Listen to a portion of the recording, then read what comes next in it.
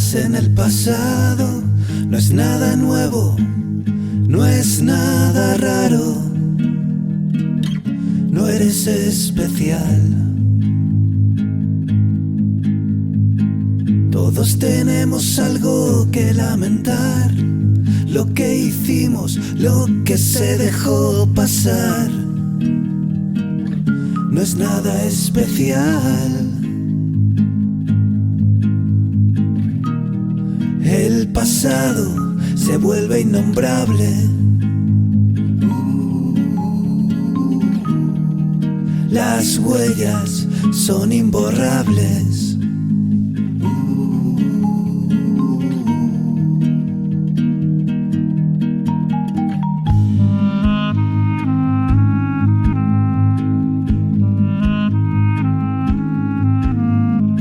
Seguramente pienses en el futuro, las posibilidades, lo que vendrá.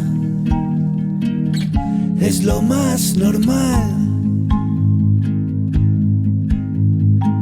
Todos tenemos un tiempo que gastar en cosas buenas o en la fatalidad.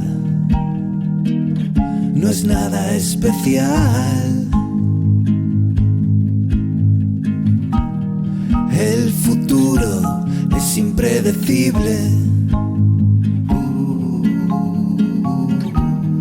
Los caminos son poco visibles.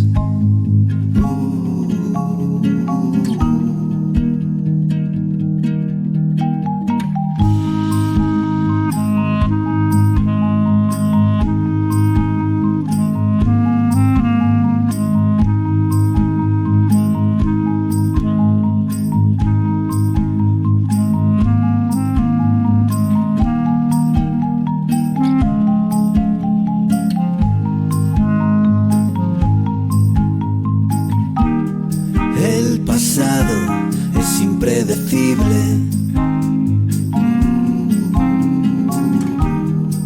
Las huellas son poco visibles.